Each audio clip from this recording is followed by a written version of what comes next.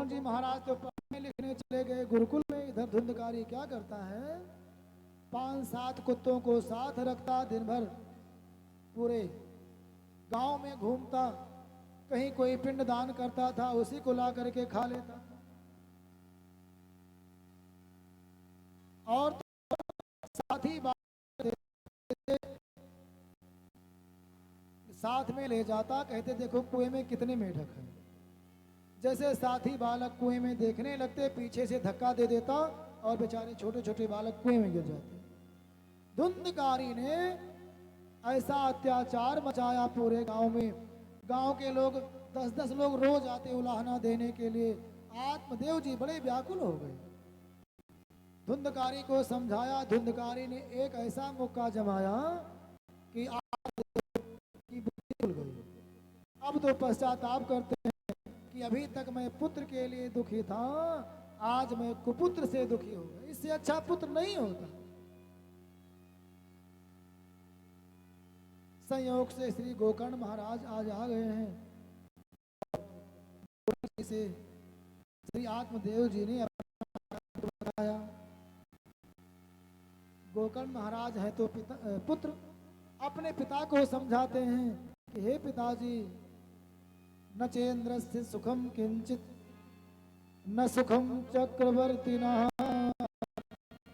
सुखमस्ति विरक्तस्य मुनेरेकांत जीविनः। पिताजी, संसार में सुख है तो जो एकांत जीवी है उसको सुख है। एकांत जीवी नहीं है कि आप परिवार छोड़ करके जंगल भाग जाओ। परिवार के बीच में रह करके, परिवार को साधन बना करके और आसक्ति रहित होकर के उनके बीच में रहकर भी एकांत जीवी बनो और भगवान का ध्यान करो, इसी में सुख है। रंक कहे धनवंत सुखी, धनवंत कहे सुख राजा को भारी, राजा कहे चक्रवर्ती सुखी, चक्रवर्ती कहे सुख इंद्र को भारी, इंद्र कहे सुख ब्रह्मा को है और ब्रह्मा कहे सुख विष्णु को भारी। हरिदासन दास विचारी कहे, हरि नाम बिना सब जीव दुखारी। इसलिए हे पिताजी, आप इसका संसार का चक्कर छोड़ करके केवल हरि का ध्यान करो। श्री गोकर्ण महाराज ने 2 श्लोकों में ऐसा सुंदर उपदेश दिया है ना, कि जिसे गोकर्ण गीता कहते हैं और पूरे महात्म का सार तत्व भी यही है। देहे स्थिमांसरुधिरे अभिमतिम त्यजत्वम जाया सुतादिषु सदा ममतां विमुञ्च। पश्यानिशं जगदिदं क्षणभङ्गुनिष्ठं वैराग्यरागरसिको भवभक्तिनिष्ठा।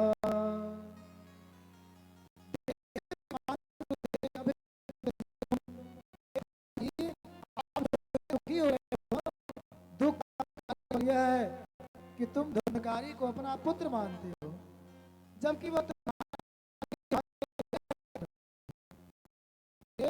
जो ये देह है हड्डी मांस मज्जा आदि से बना हुआ है, शरीर का जो अभिमत है, प्रेम है, उसे त्याग दो। यह शरीर कभी साथ देने वाला नहीं है। जैसे शरीर का प्रेम समाप्त होगा तैसे सारे संबंध भी समाप्त हो जाएंगे। माता पिता पुत्र का नाना दादा बाबा जो कुछ भी है वो सारा संबंध है। इसलिए शरीर के संबंध को त्याग दो। सदा ममताम विमुंच। पत्नी पुत्र का जो प्रेम है इससे सदा के लिए मुक्त हो जाओ। हे पिताजी, वैराग्य राग रसिकों, वैराग के रसिक बनो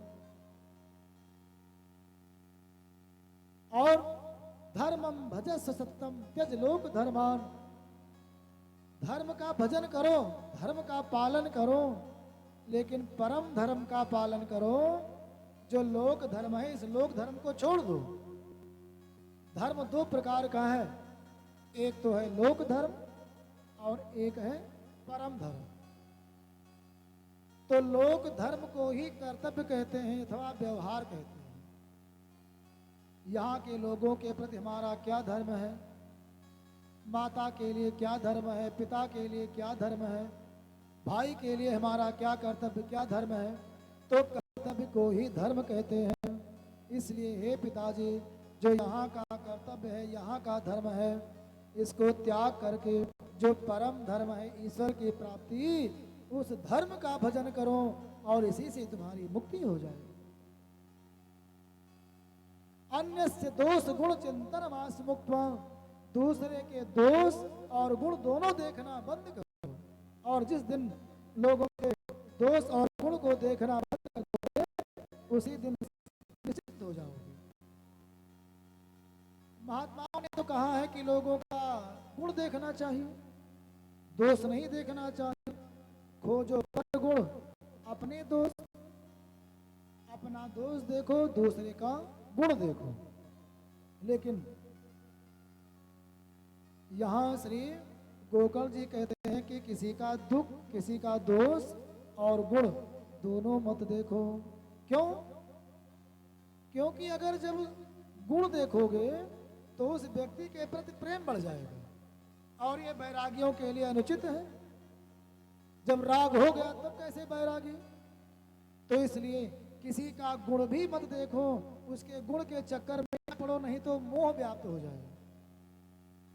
और अगर दोष देखोगे तो उस व्यक्ति के प्रति ईर्ष्या द्वेष हो जाएगा, नफरत हो जाएगी। इसलिए दोष भी मत देखो। दोष गुण दोनों से जब मुक्त हो जाओगे तो निश्चिंत ही परम शांति की प्राप्ति होगी और आप अपने दुख से मुक्त हो जाओगे। श्री गोकर्ण जी ने बड़े सुंदर शब्दों में समझाया, पिताजी को समझ में आ गया और एकांत स्थान खोज करके श्री कृष्णमाप नियतम 10 पाठात, श्री भागवत जी के 10 स्कंद का पाठ किया है और भगवान को प्राप्त किया। भागवत भगवान की प्रभु प्यारे। आज इतना कम है कि मेरे पास अपनी ही आवाज नहीं आ रही है, केवल बेस बेस सुनाई पड़ता है और पूरा बल लगा के कहना पड़ता है। गुरुआ के मेरे राम से जिसका संबंध है, उसके घर में आनंद ही आनंद है। मेरे राम जी से, मेरे राम जी से, मेरे राम जी से जिसका संबंध है, उसके घर में आनंद ही आनंद है। मेरे राम जी से जिसका संबंध है, प्रभु प्यारे से जिसका संबंध है, उसके घर में आनंद ही आनंद है। राम राघव से जिसका संबंध है, उसके घर में आनंद ही आनंद है। राम राघव से, राम राघव जिसका संबंध है, उसके घर में आनंद ही आनंद है। जय हो।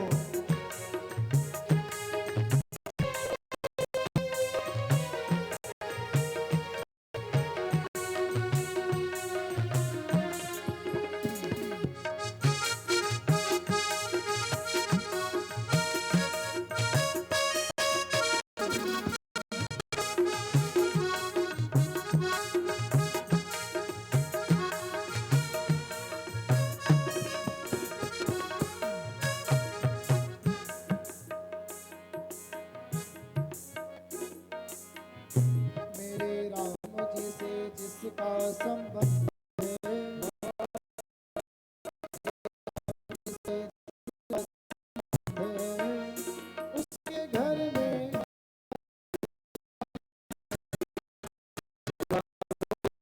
जिसका संबंध है मेरे राम जी से, मेरे राम जी से जिसका संबंध है घर में आनंद ही आनंद है। घर में आनंद ही आनंद है। उसके घर में आनंद ही आनंद है। लेकर सिर्फ राम नाम का सहारा, इस दुनिया से करके किनारा। सिर्फ राम का सहारा, इस दुनिया से करके किनारा।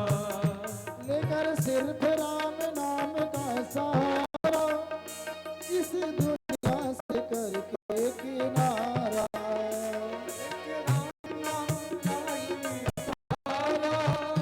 इस दुनिया से करके किनारा।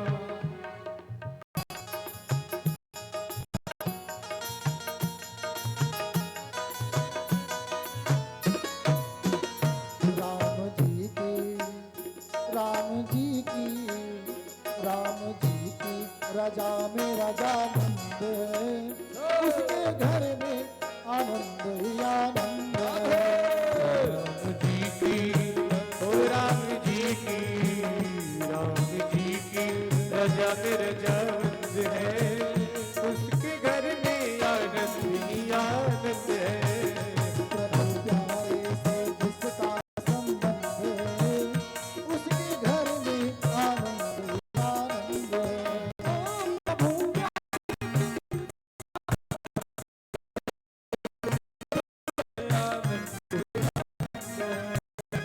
प्रभु रामों से जिसका संबंध है उसके घर में आनंद ही आनंद है।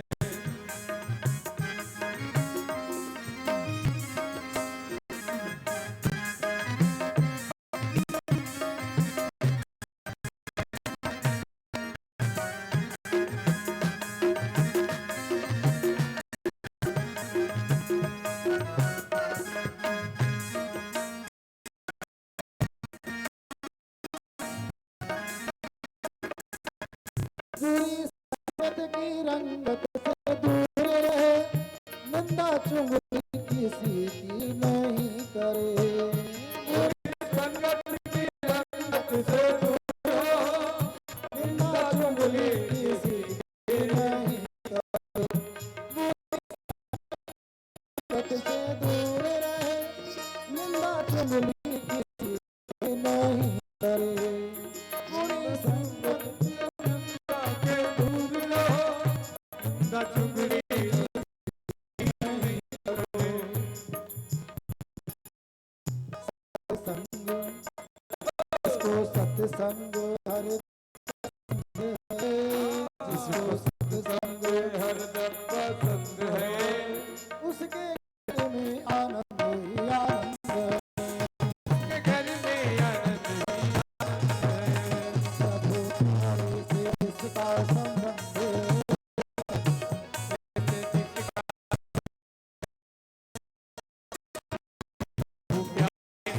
जिसका संबंध है उसके घर में आनंद ही आनंद है। मेरे राम जी से जिसका संबंध है, जिसका संबंध है उसके घर में आनंद ही आनंद है। जिसका संबंध है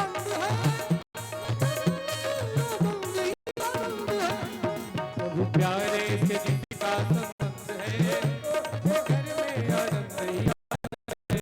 उसके घर में आनंद ही आनंद है। उसके घर में आनंद ही आनंद है।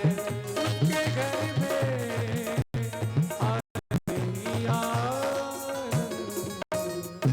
बोलो आनंद कंद भगवान की जय हो। श्री आत्मदेव जी अपने पिता को समझाते हैं और श्री आत्मदेव जी ने समस्त बातों का अक्षरशः पालन किया। गोकर्ण महाराज तो अपने स्थान को चले गए, आत्मदेव जी अपने भगवत आराधन में लग गए। अब बचे देवी धुंधली और धुंधकारी। आज अपनी माता को मार मार करके सारा धन ले लिया। माता तंग आकर के कुएं में गिर करके प्राणों को त्याग देती है।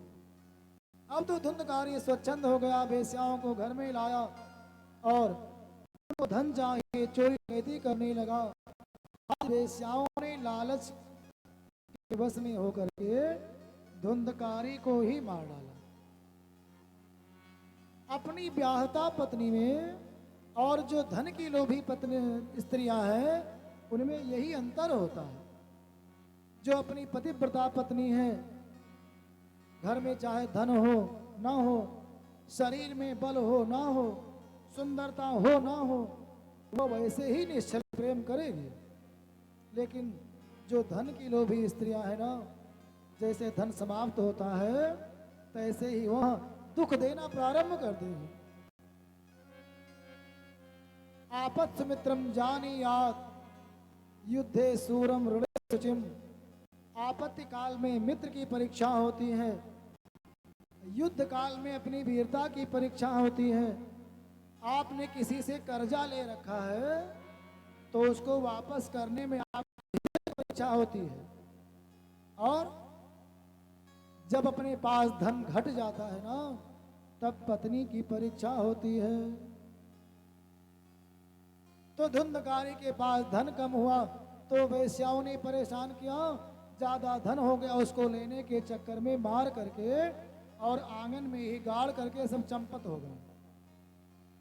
श्री गोकर्ण महाराज को पता लगा, उन्होंने तीर्थों में जा करके पिंडदान आदि किए। आज बहुत दिन के बाद घर आए, बाहर ही चबूतरे पर सो गए। रात में एक प्रेत आया, डराने लगा, कभी हाथी कभी भेड़ा कभी भैंसा बन बन करके डरा रहा है। गोकर्ण जी महाराज ने पूछा कौन हो, वो नहीं बोल पाया, अक्षर का छींटा दिया।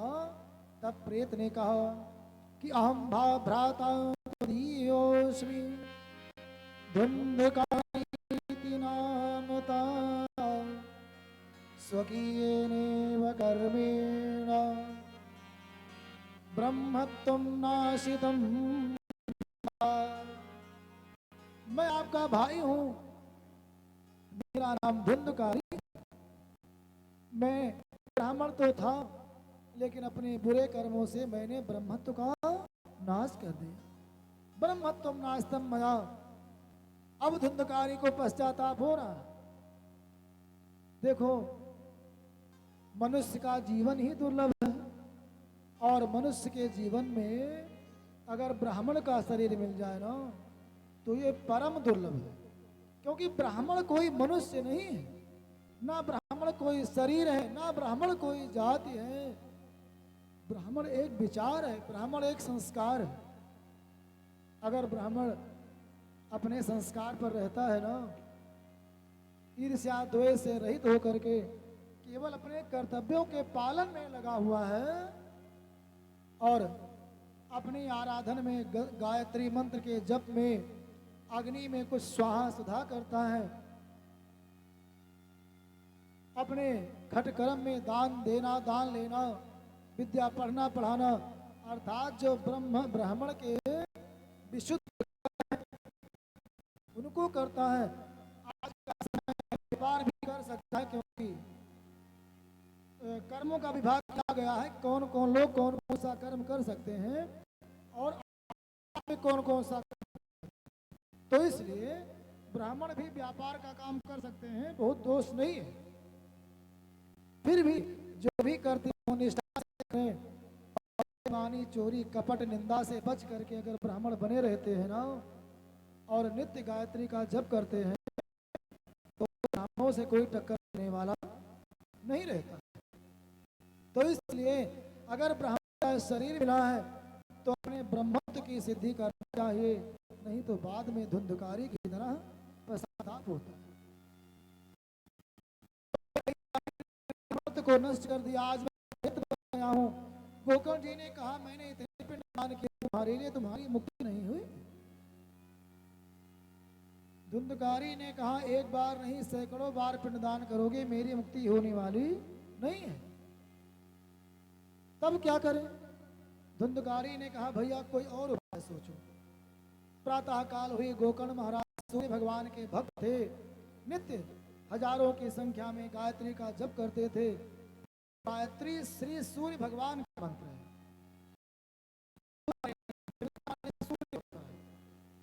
गायत्री छंद में है, इसलिए गायत्री मंत्र कहा जाता है। वेद में 8 छंद हैं। गायत्री, उष्णिक, अनुष्टुप, बृहति, पंक्त्या, त्रिष्टुप, जगति।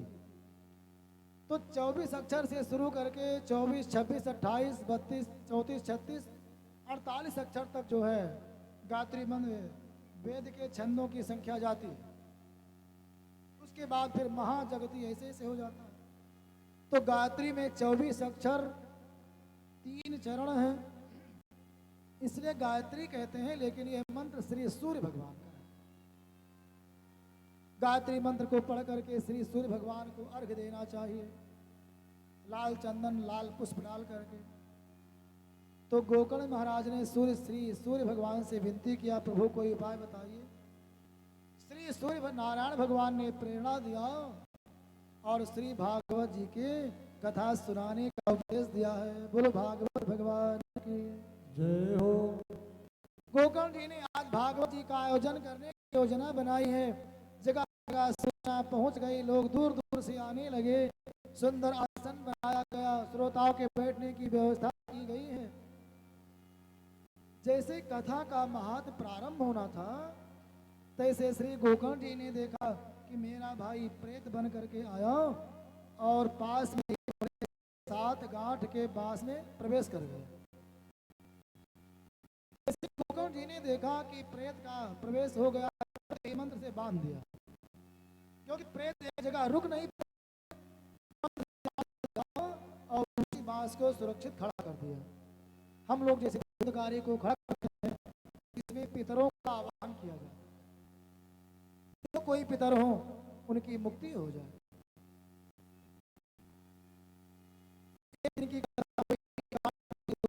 दूसरे ऐसे ऐसे 7 दिनों में 7 गांठें फटी और एक सुंदर दिव्य पुरुष पीताम्बर धारण किए हुए भगवान नारायण के पार्षद के समान स्वरूप लेकर के प्रकट हो गया।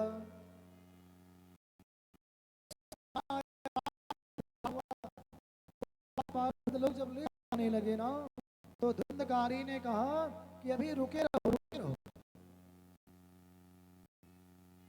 विमान और धुंधकारी ने अपने भैया को प्रणाम किया।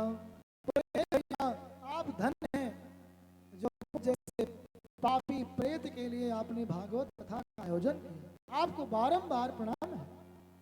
और धन्य है यह भागवती वार्ता, जो प्रेत पीड़ा को भी समाप्त करने वाले हैं। बारंबार प्रणाम करता हूँ। सब लोग जयकार करने लगे, देवता भी पुष्प वर्षा करने लगे। जितने ऋषि मुनि महात्मा थे, सबने जयकार किया है और भागवत जी की महिमा का सबको आभास हुआ। भागवत में कितनी शक्ति है।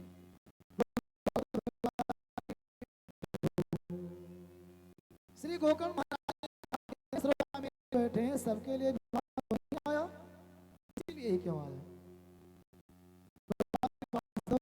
सुना तो सबने है, लेकिन जिस तन्मयता के साथ धुकारी ने सुना है, ऐसी तन्मयता किसी ने नहीं दिखाई। क्यों? क्योंकि इसको कष्ट था ना। जिसको कष्ट होता है और ये पता चल जाए कि ये से कष्ट दूर हो जाएगा, तो बहुत मजा करता है। जो अति आतप होगी, जिसको धूप लगी रहती है का सुख समझ पाता है। एसी कार से निकले हो, पेड़ की छाया बहुत बढ़िया हो तो कोई सुख मिल पाएगा। तो इसलिए जिनको धूप लगी होती है, उनको वृक्ष की छांव, पेड़ की और छांव की छांव होती है। आज ने तन्मयता के साथ भगवान की कथा सुनी और मुक्त हो गए। गोकर्ण जी ने दोबारा भागवत कथा का आयोजन किया और कहते हैं जैसे राम जी के साथ समस्त अयोध्यावासी साकेत धाम को गए थे ना, उसी प्रकार से आज गोकर्ण जी के नगरी के जितने लोग हैं, जितने श्रोता हैं, सब के सब वैकुंठ धाम को गए हैं और सब मुक्त हो गए। बोलो भागवत भगवान की जय हो। प्रेम से बोलो हरि शरणम। हरि शरणम। श्री सनक नंदन सनातन सनत कुमार जो का विधि का थोड़ा सा वर्णन किया है, क्योंकि कोई भी काम के लिए नियम कानून होता है ना, ऐसे थोड़ी है जैसे सुना करो। कहते हैं कि श्रोता को चाहिए तो जीवन भर का फल है, और दोनों के बराबर नियम है। किसी की ईर्ष्या, द्वेष, चुगली से बचे। क्रोध कम से कम 7 दिन क्रोध न करें। भगवान के प्रसंग या भाव में न पले। किसी दुष्ट दृष्टि और वार्ता से बचे। जो दुष्ट व्यक्ति है, हत्या करने वाला है, जानवरों की हत्या करने वाला है, जो भक्ष खाते हैं, जिनका आचरण ठीक नहीं है, ऐसे लोगों से हो सके तो बचना चाहिए, उनसे वार्ता नहीं करना चाहिए। अपने द्वारा किसी को दुख प्राप्त हो 7 दिन में ऐसा प्रयास करना चाहिए। एक समय भोजन करना चाहिए। लिखा तो है कि 7 दिन दूध पी करके रहो, लेकिन ना चले तो फलाहार करो या एक समय भोजन करो। अंत में लिखते हैं भोजनम तु वरम मन्ये, श्रवण में भोजन करके आनंद आता है तो 2-4 बार भोजन करके सुनिए। बोलो बांके बिहारी लाल की जय हो। भूमि पर शयन करना चाहिए और भगवान का भजन करना चाहिए, उनके नाम का जप अनवरत करना चाहिए।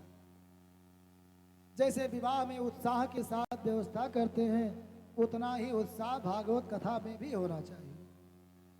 देखो, जो उत्सव प्रधान आयोजन है उनमें उत्साह ही सब कुछ है।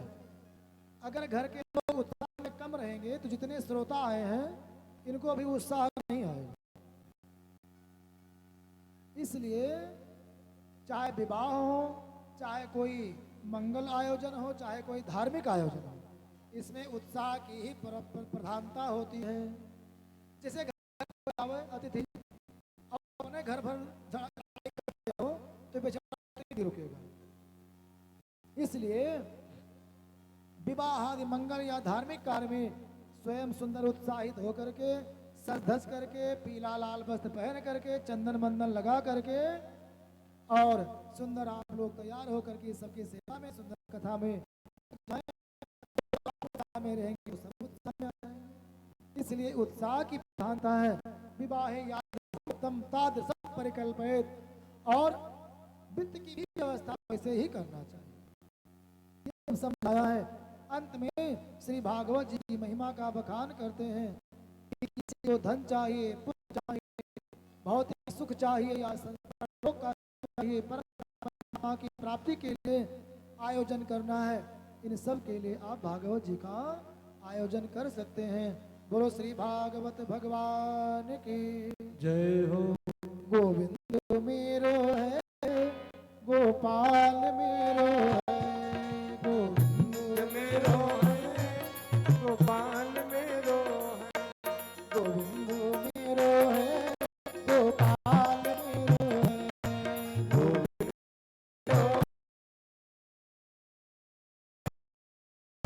बांके बिहारी नंदलाल मेरो है, श्री बांके बिहारी नंदलाल मेरो है, गोविंद मेरो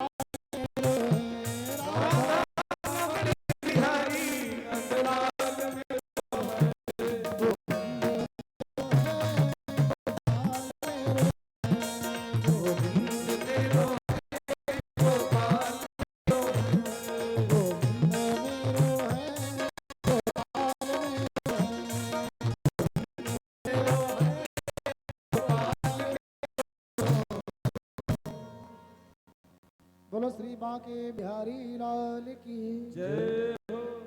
ओम तत्सत। जनमाद्यस्य तो नादितर्थ चार्थे सुभिज्ञस्वरा तेने ब्रह्म हृदयादि कवये मोहयन्ति यत्सूरया तेजो वारिदां यथा विद्युतो मृषा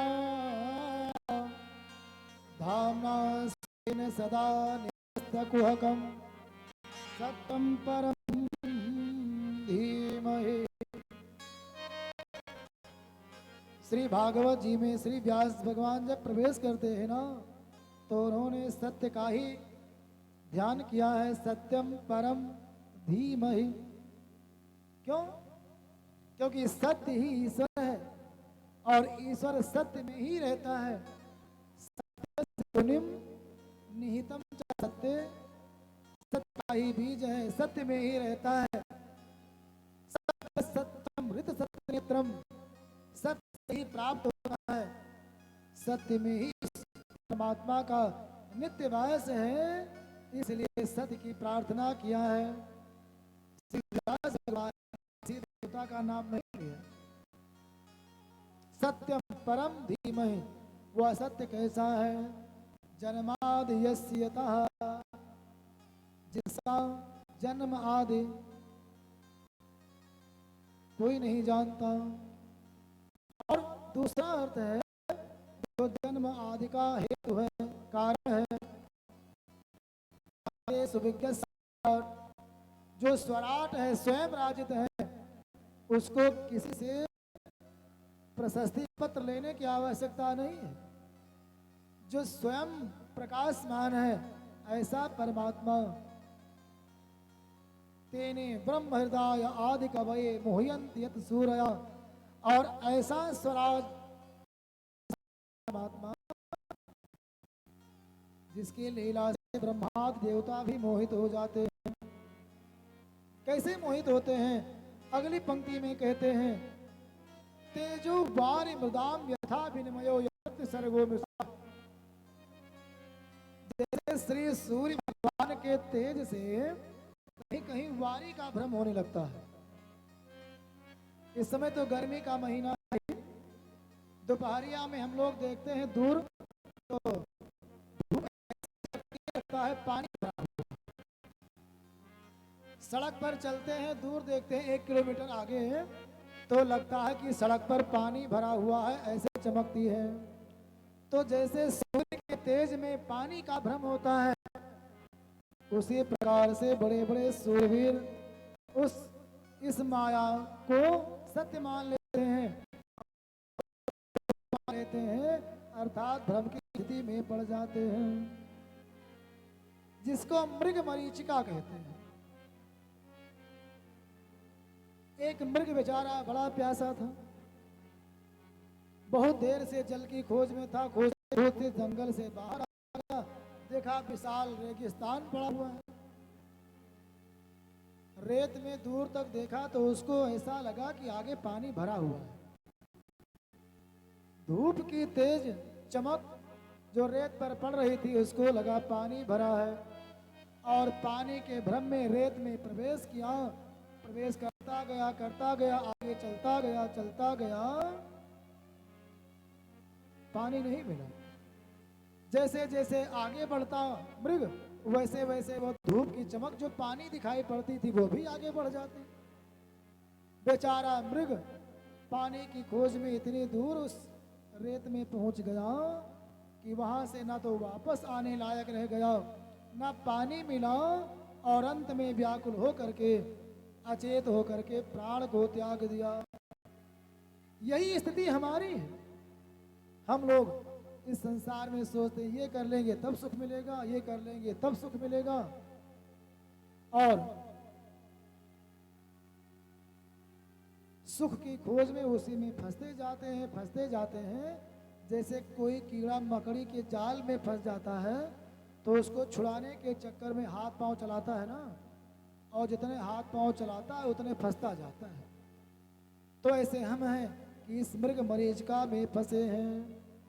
तो हम लोगों की बात तो बड़ी छोटी है।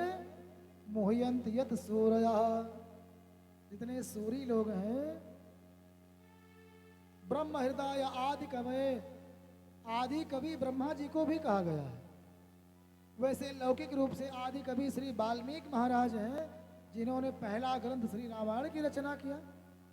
लेकिन रामायण से पहले वेद है, तो जिसने वेद का प्रादुर्भाव किया तो ब्रह्मा जी को मानते हैं। तो इसलिए ब्रह्मा जी को भी महात्माओं ने आदि कवि कहा गया है। तो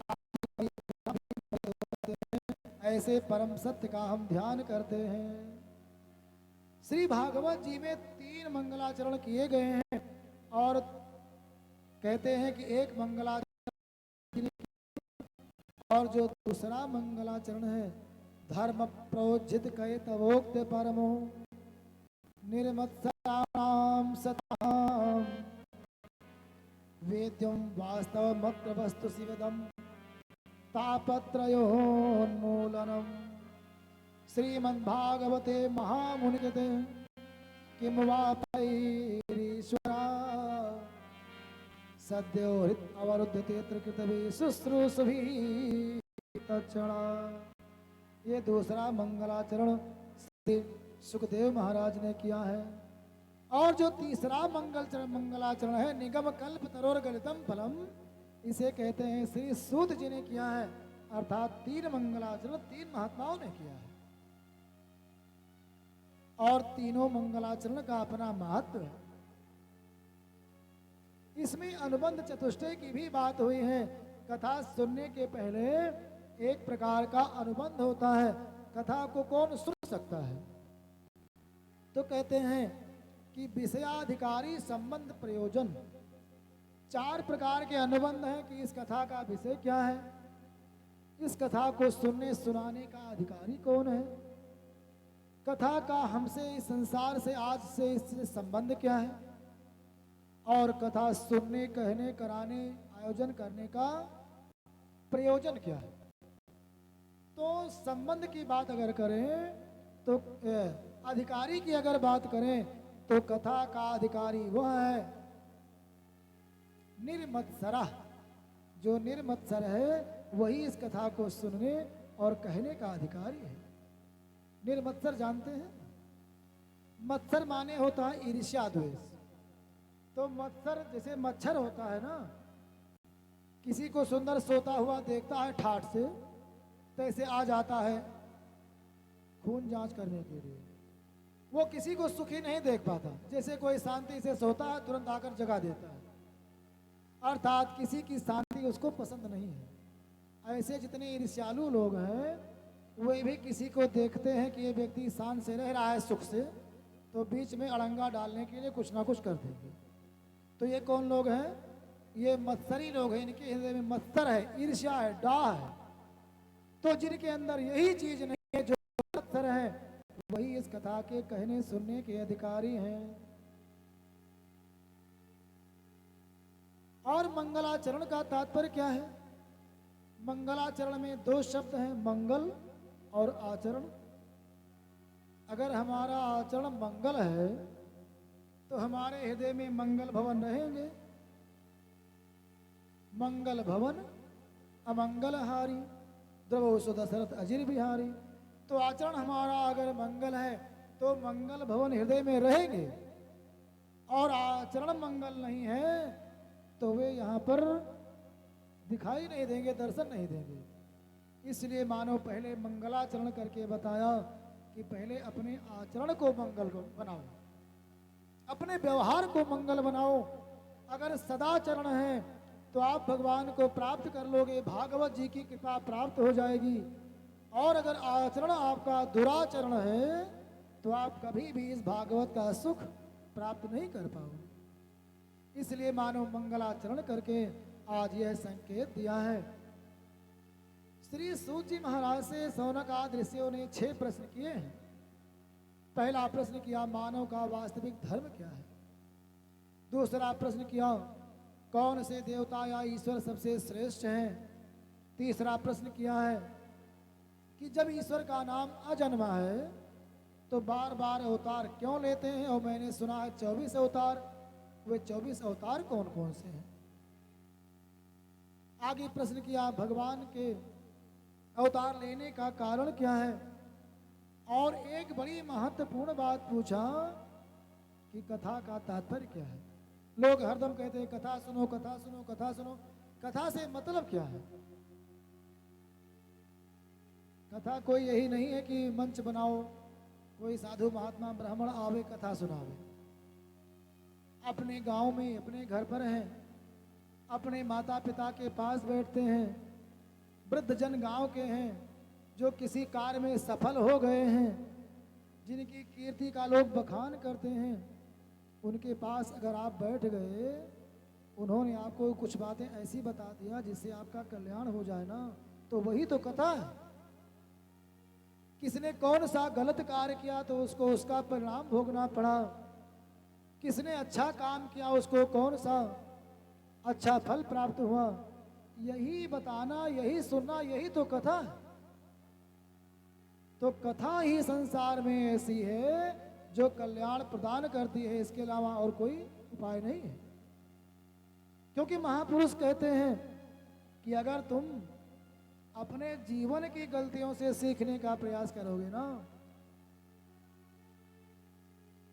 तो हो सकता है एक ही बार गलती करने का मौका मिले। इसलिए कभी भी अगर आगे बढ़ना है तो दूसरे की गलती से सीखो। और दूसरे की गलती कब जान पाओगे? या तो स्वयं देखोगे अथवा ऋषियों, मुनियों, महात्माओं, कथा आदि के द्वारा जानोगे।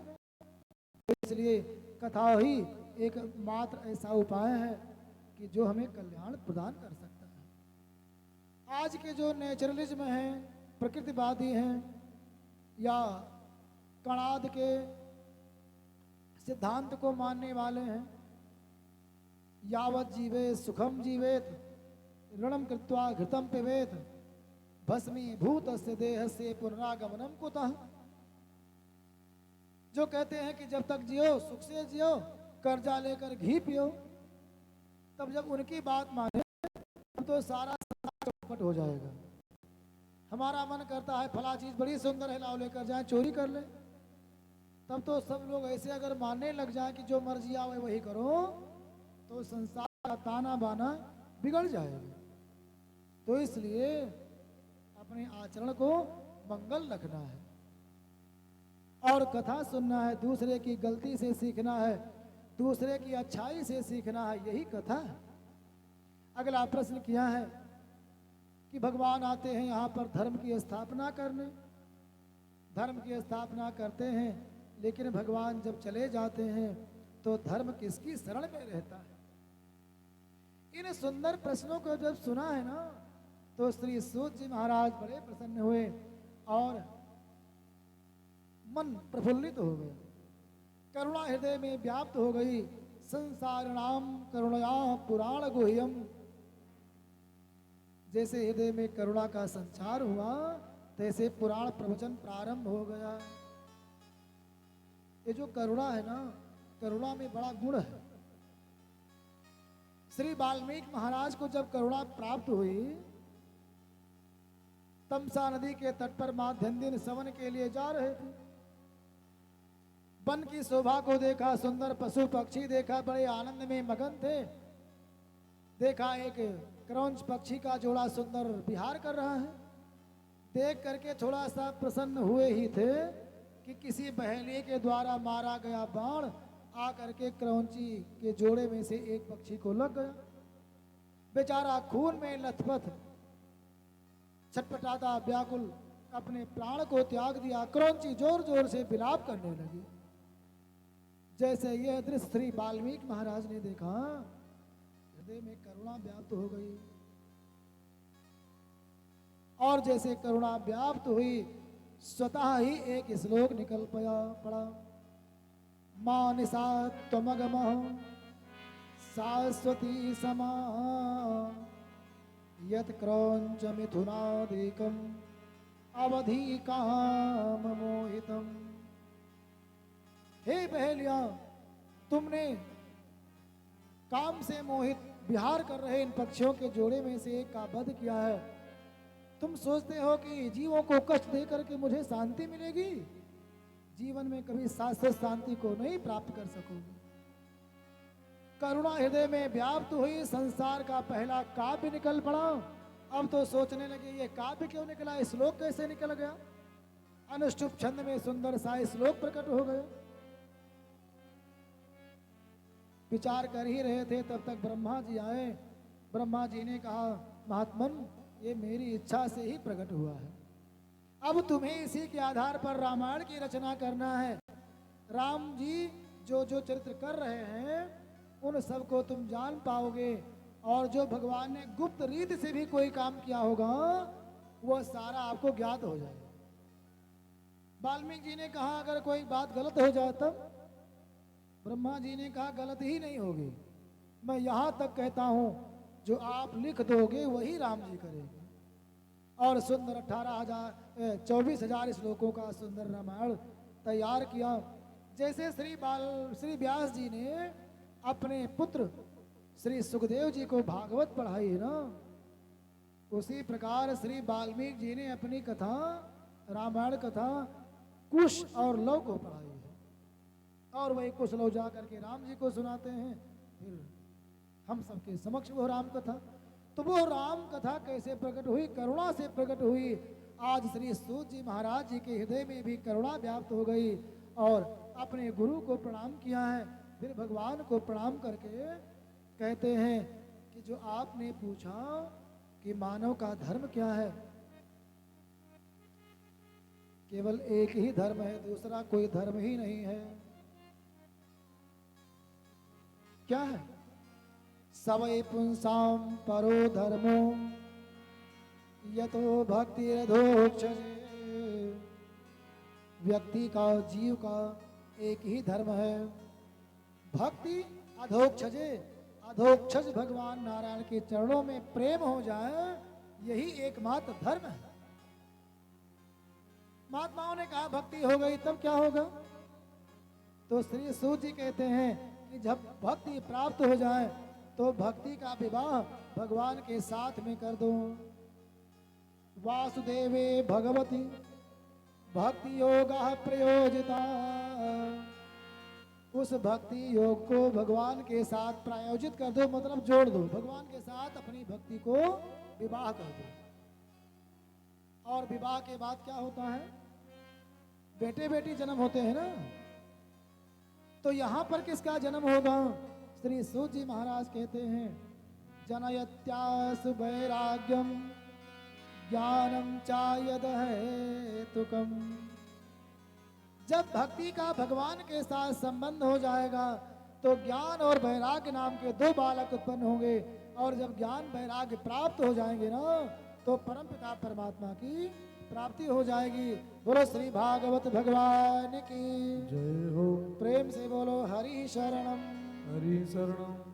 कहते हैं कि भागवत का एक नाम अध्यात्म दीप भी है, जो आध्यात्मिक चेतना को जगाने वाले हैं, इसलिए भागवत जी को अध्यात्म दीप भी कहते हैं। और दीप संतों का भी पर्यायवाची है। जैसे संत लोग जहाँ जाते हैं वहीं प्रकाश करते हैं, जैसे दीपक जहाँ जलता वहाँ प्रकाश करता है ना, वैसे महात्मा लोग भी अपने ज्ञान के द्वारा जहाँ जाते वहीं प्रकाश करते हैं। और प्रकाश करते ही नहीं हैं, प्रकाश करने वाला नया नया दीपक भी बना देते हैं। बोलो संत भगवान की जय हो। श्री सूत जी ने कहा कि भगवान के 24 अवतार हैं। पहला अवतार श्री सनत कुमारों का है, सनक सनंदन सनातन चौथे सनत कुमार। ब्रह्मचर्य धारण किया, लिया प्रभु अवतार। पहला अवतार सनकादिक ऋषियों का है। दूसरा अवतार श्री बारह भगवान के रूप में, तीसरे रूप में श्री नारद जी के रूप में आए हैं जो ब्रह्मचारी बन गए। चौथा अवतार नर नारायण का है जो तपह प्रधान अवतार है, तपस्या का संदेश दिया है। पांचवा अवतार श्री कपिल महाराज का है जो 11 अवतार में आए हैं। छठा अवतार श्री दत्तात्रेय महाराज का है। सातवां अवतार यज्ञ भगवान। 8वां अवतार श्री ऋषभ देव जी हैं जो एक दिगंबर धर्म का प्रतिपादन किए हैं भागवत जी के अनुसार। 9वां अवतार श्री पृथु महाराज हैं जिन्होंने धरती का दोहन किया और धरती को अपने पुराने स्वरूप में लेकर के आए। 10वां अवतार भगवान का मत्स्य अवतार है। 11वां कच्छप बने हैं भगवान जब समुद्र मंथन का समय है। 12वां अवतार धन्वंतर के रूप में। 13वां मोहिनी के रूप में आए। 3 अवतार प्रमुख रूप से भगवान ने समुद्र मंथन में ही लिया। 14वां अवतार श्री नृसिंह भगवान के रूप में आए हैं अपने भक्त प्रहलाद की रक्षा में। 15वां अवतार वामन का हुआ है और 16वां अवतार श्री परशुराम जी महाराज का हुआ। बोलो श्री परशुराम जी भगवान की जय हो। परशुराम का अवतार भगवान को क्यों लेना पड़ा? भगवान हैं ब्राह्मण के कुल में आए हैं फिर भी अस्त्र धारण करते हैं, फरसा लेकर घूमते हैं, क्यों? जब भगवान ने देखा कि जिन क्षत्रियों को शस्त्र दिया गया था धर्म की रक्षा करने के लिए और वे अपना शस्त्र अस्त्र अधर्म को बढ़ाने में लगा रहे हैं तो भगवान को स्वयं शस्त्र उठाना पड़ गया और आकर के जो दुष्ट राजा थे उनसे पृथ्वी का नाश किया है। उनसे जो है पृथ्वी को सुखी उनका नाश करके और पृथ्वी को सुखी किया है।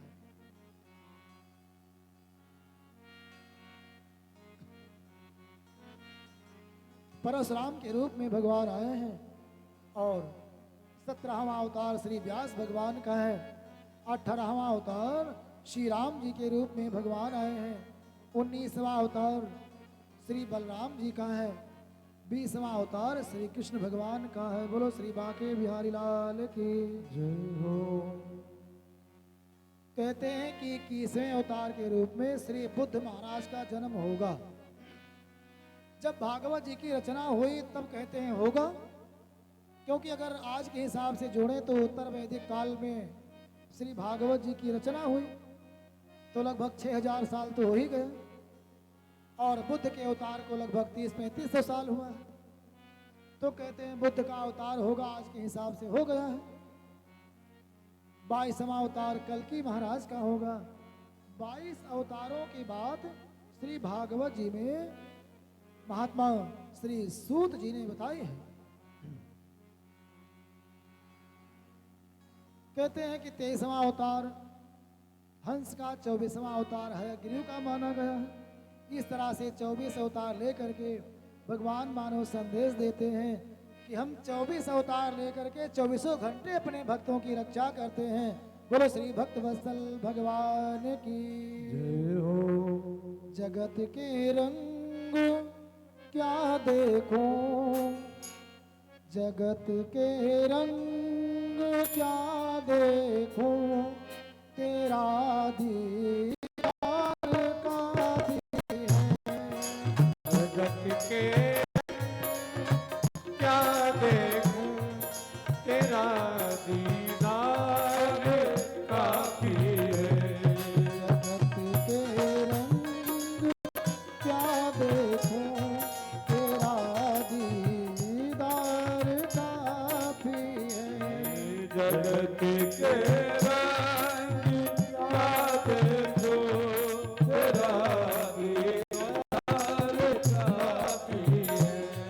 क्यों भटकूं गैरों के दर पर, क्यों भटकूं गैरों के दर पर,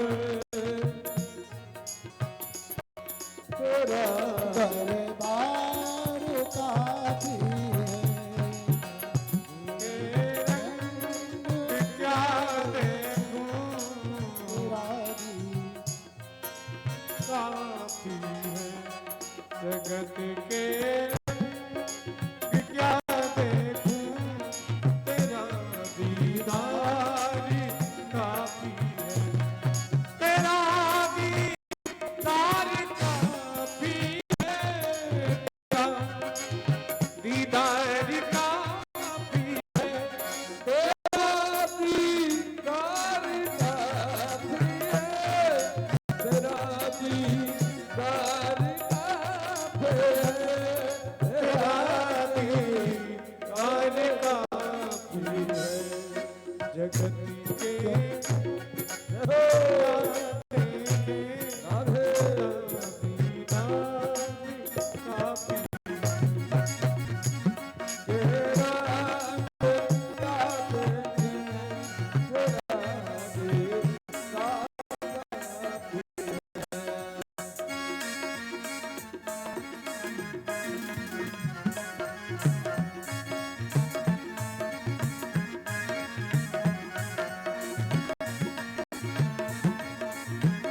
बोलो भक्त वत्सल भगवान की। जय हो।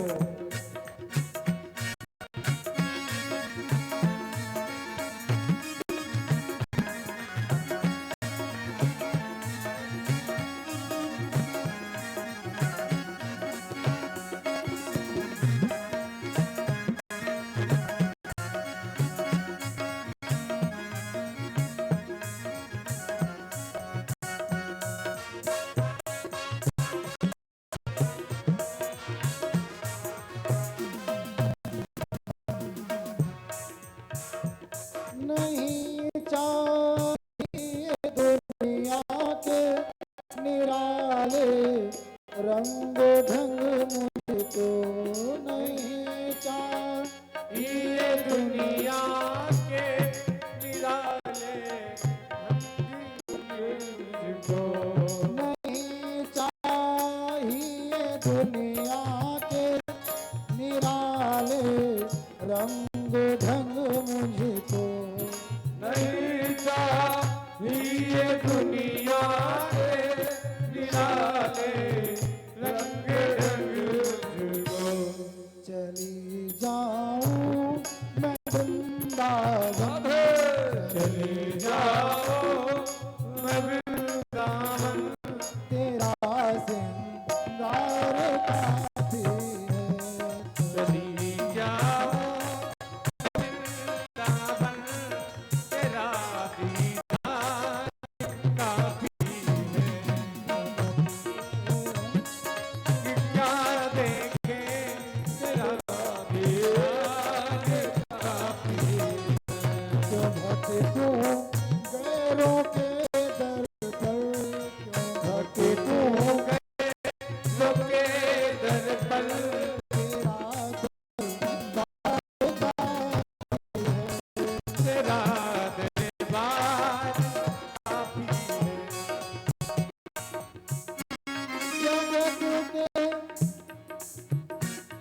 जगत के साज बाजों से हुए अब कान है बहरे, जगत के साज बाजों से हुए कान मेरे,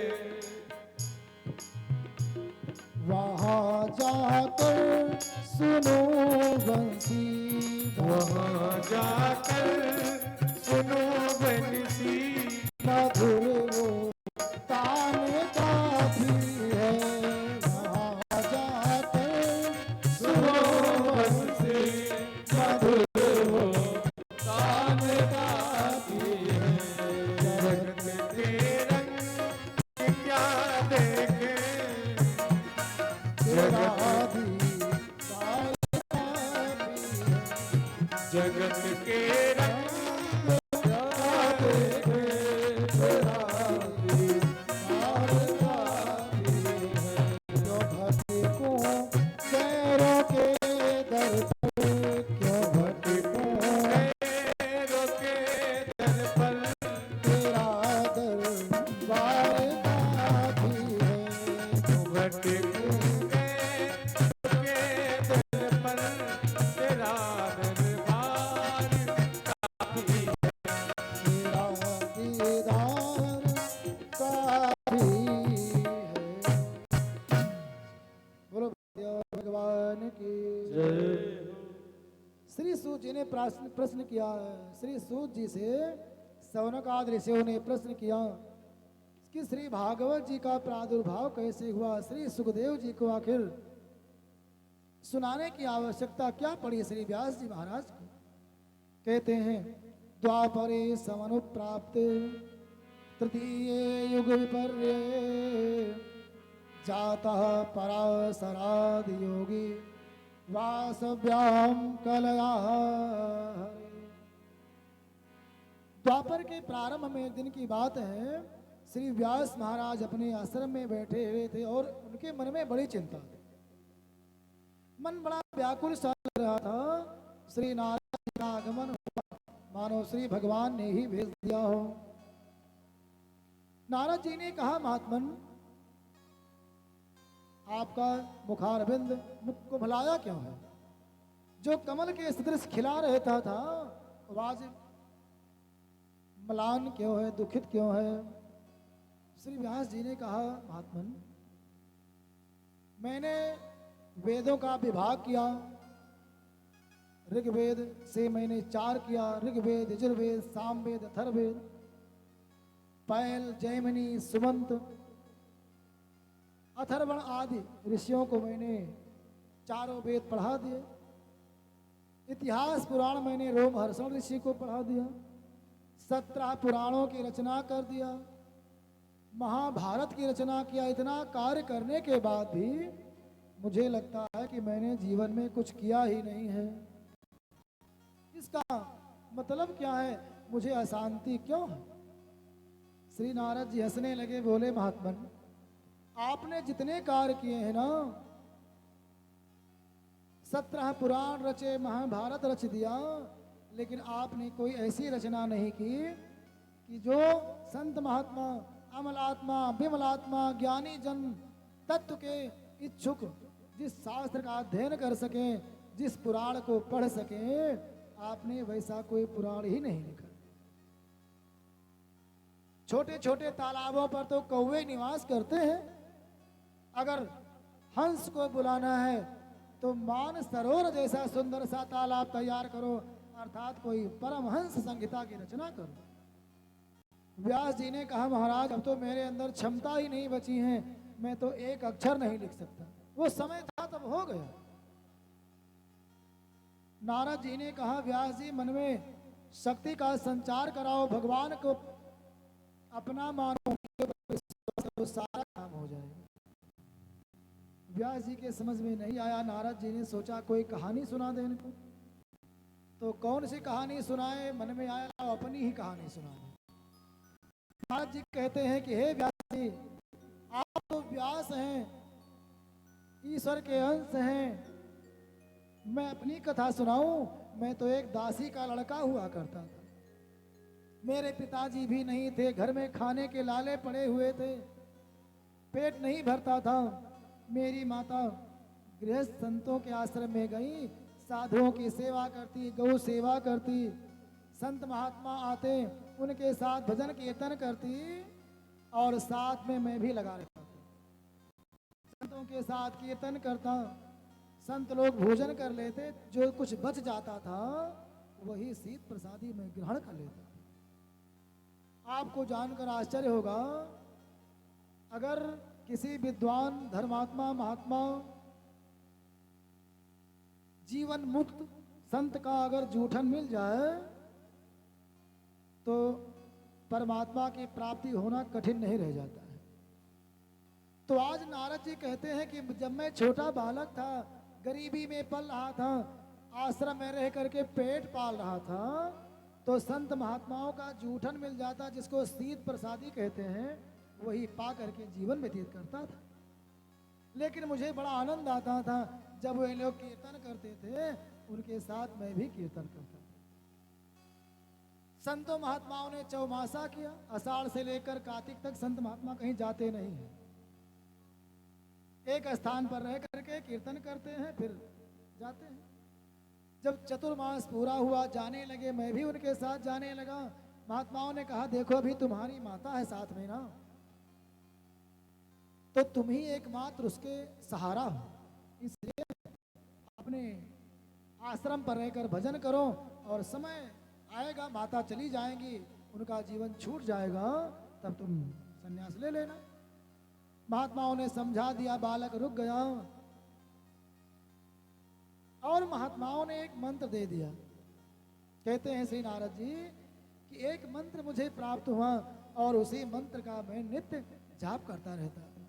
नमो भगवते तुभ्यं वासुदेवाय धीमहि प्रद्युम्नानिरुद्धाय नमः संकर्षणाय च। इसी मंत्र का मैं नित्य जप करता, और मंत्र ने इतना जल्दी लाभ पहुंचाया कि आज मेरी माता गई हुई थी गाय धोने, कहीं जहरीले सांप के ऊपर पैर पड़ गया, सांप ने डस लिया, माता जी राम नाम सत्य हो गई। अंदर तो प्रसन्नता हुई, लेकिन बाहर से दुखी हुआ। माता का सारा संस्कार करके, और मेरा तो मन भजन में ही लगा था। जल्दी जल्दी सारे जंजाल को छोड़ करके जंगल भाग गया, और वहां पर अकेले ही जैसा स्वरूप महात्माओं ने बताया था उसी स्वरूप का दर्शन करते हुए भगवान का नित्य मंत्र का जप करने लगा। बहुत काल हो गया जब करते करते। एक दिन मेरे हृदय में वह सुंदर सी सूरत प्रकट हो गई। सांवली सी सूरत है, नीले आकाश के समान सुंदर सांवला सा शरीर है, घुघराले केस हैं, सुंदर सोने का मुकुट है, तपाए हुए सोने के समान सुंदर पीतांबर लहलहा रहा है, शंख चक्र गदा पद्म चार भुजाओं में चारों शोभा पाते हैं, सुंदर चरणारविंद है, आयताकार सुंदर सा वक्षस्थल है, सुंदर कौस्तुभ मणि शोभा पाती है,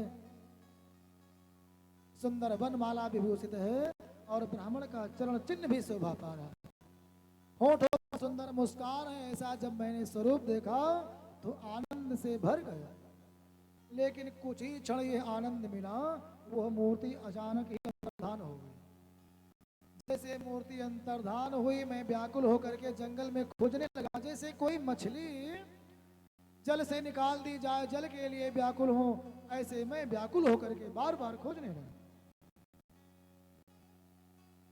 जब मैं रोने लगा तो आकाशवाणी हुई, पुत्र अभी तुम परिपक्व नहीं हुए, जब तुम परिपक्व हो जाओगे तब मैं तुमको दर्शन अवश्य दूंगा, इसलिए अभी अपने को दृढ़ करके मंत्र का जप और करो। श्री नारद जी कहते हैं कि मैंने बहुत काल तक जप किया, मेरा शरीर छूटा, और शरीर छूटने के बाद जब मेरा दोबारा जन्म हुआ ना, तो आप देखते हो जो छोटा सा दासी का जो दर दर भटक रहा था, वह ब्रह्मा जी का पुत्र होकर के जन्म लेता है और देवर्षि की पदवी प्राप्त करता है। और जो देखते हो मेरे हाथ में वीणा, ये वीणा भी श्री ब्रह्मादि देवताओं के द्वारा प्राप्त हुई है। देवदत्त मिमां वीणा स्वर ब्रह्म विभूषिता मूर्छयित्वा हरिकथा गायमाना चराम्यहम्। ये जो भगवान के द्वारा दी गई वीणा है, इसको मैं अपने हाथ में लेकर के और मूर्छयित्वा गाते गाते मूर्छित हो जाता हूँ। या मूर्छा का अर्थ यहाँ पर यह मान लीजिए कि मैं श्री नारायण हरिगुण गान गाते गाते इतना तन्मय हो जाता हूँ कि मैं अपनी शुद्ध बुद्ध भूल जाता हूँ। ऐसी सुंदर सी वीणा मुझे प्राप्त। तो मेरे जैसे अनाथ दासी के बालक को जब ये देव ऋषि होने का अवसर प्राप्त हो सकता है, तो हे व्यास जी, क्या आपको जो 17 पुराणों की रचना कर सकता है, तो क्या इतनी शक्ति कि एक पुराण और कोई लिख दे? हे व्यास जी, मन में दृढ़ इच्छा शक्ति लेकर के आओ और नारायण को मन बसाओ, सारा कार्य सरल हो जाए। श्री नारद जी ने जब यह समझाया तो श्री व्यास जी को साहस प्राप्त हो गया। साहस प्राप्त हुआ, नारद जी वहां से अंतर्धान हो गए। श्री व्यास जी ने ध्यान किया है भगवान की इस भागवती वार्ता का, और वह चतुर्थ श्लोकी भागवत अहमे वास्मे वाग्रे सत्परम पश्चात सारी भागवत हृदय में प्रकट हो गई, और श्री व्यास ने उसको यथारूप उद्धृत कर दिया। कहते हैं कि श्री गणेश भगवान आए हैं और श्री भागवत हुआ। भागवत भगवान की जय हो। और उस भागवत कथा को श्री सुखदेव भगवान को सुनाया है, और सुखदेव जी ने परिचित को सुनाया है। आज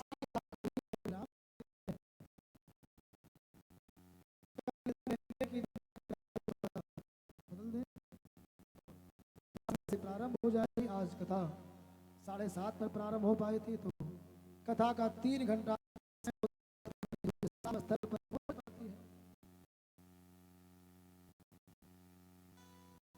भागवत भगवान की जय हो।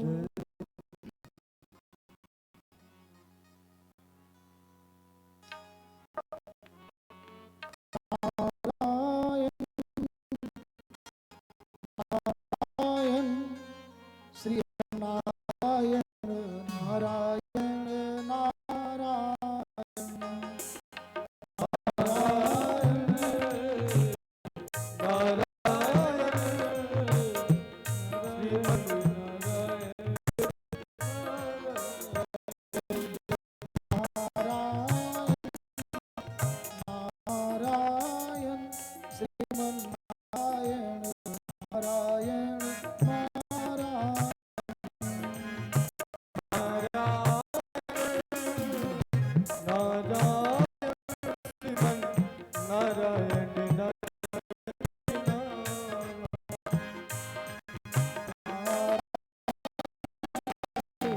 नारायण श्रीमन नारायण नारायण नारायण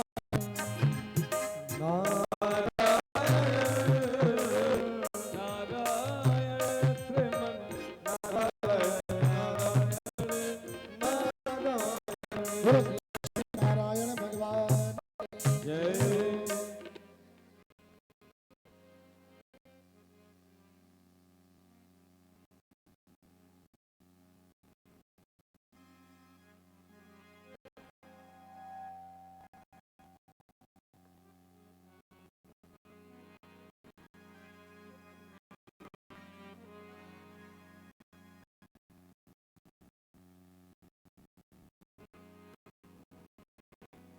सभी भक्त अपने स्थान पर खड़े हो जाएं। भगवान में आरती होने जा रही है।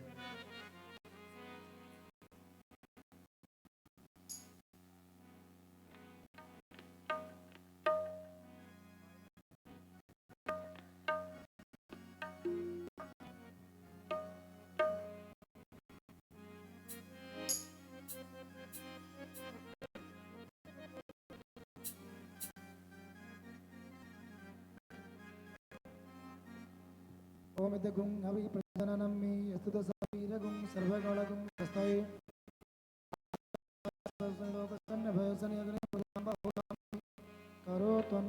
करो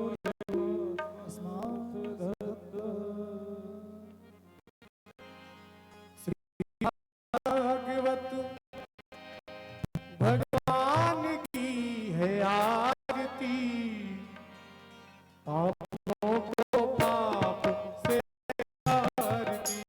श्री भागवत भगवान की आरती, पापियों को पाप से आरती।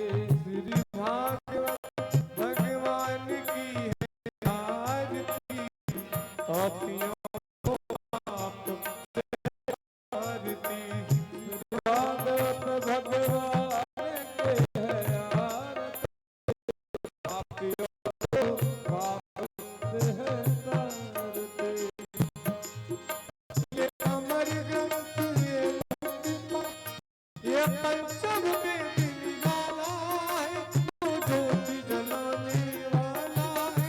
ये अमर ग्रंथ ये मुक्ति पंचम वेद निराला, वो ज्योति जगाने वाला है। हरि नाम यही हरि धाम यही, हरि राम यही हरि धाम यही, हरि नाम यही हरि धाम यही, हरि नाम यही हरि धाम यही। यही जग मंगल की आरती, पापियों को पाप से है तारती। श्री भागवत भगवान के है आरती, पापियों को पाप से है तारती।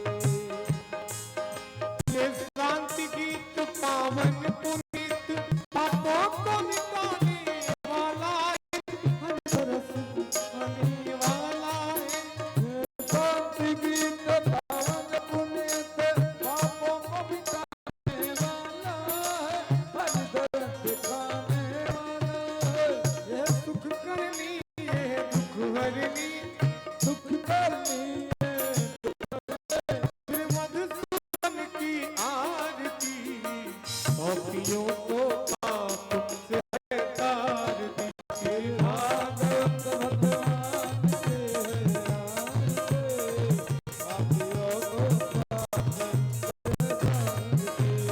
भागवत भगवान की है आरती, पापियों को पाप से है तारती। भागवत भगवान के है आरती, पापियों को पाप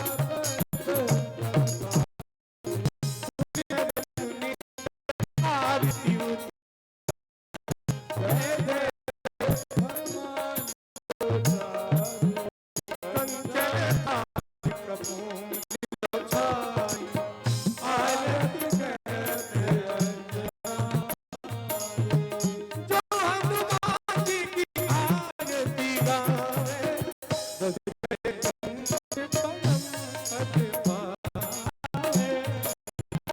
लंका दिखे तो जाए, तुलसीदास भगवत गाए। आरती की हनुमान जी लला की, दुष्ट दलन रघुनाथ कला की, दुष्ट दलन रघुनाथ कला। पूर गौरम करुणावतारम, संसार सारम भुजगेन्द्रहारम, सदा हृदयारविन्दे भवं भवानी सहितं नमामि। त्वमेव माता पिता त्वमेव, त्वमेव बन्धु च सखा त्वमेव, त्वमेव विद्या द्रविणं त्वमेव, त्वमेव सर्वं मम देव देव, त्वमेव सर्वं मम देव देव। मनोरवं तुल्यवेगं जितेन्द्रियं बुद्धिमतां, वातात्मजं वारियोतिमुक्तं, श्रीरामदूतं शरणं प्रपद्ये, श्रीरामदूतं शरणं प्रपद्ये, रामदूतं प्रपद्ये, श्रीरामदूतं शरणं प्रपद्ये। हरे राम राम हरे हरे, हरे कृष्णा कृष्णा कृष्णा हरे कृष्णा, हरे कृष्णा, ओ कृष्णा हरे हरे।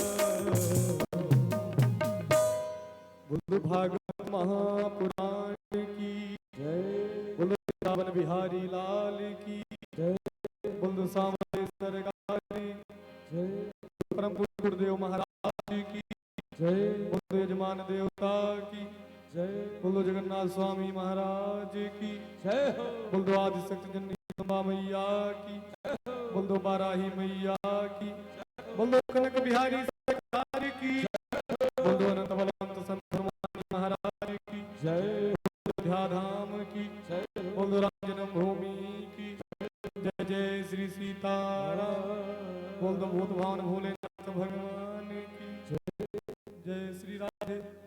ओम जजेन जज भजन्त देवास्तानि धर्माणि प्रथमान्यासन्न तेह नाकं महिमानः सजन्त तत्र पूर्वे साध्याः सन्ति देवाः। पुष्प चढ़ा दें।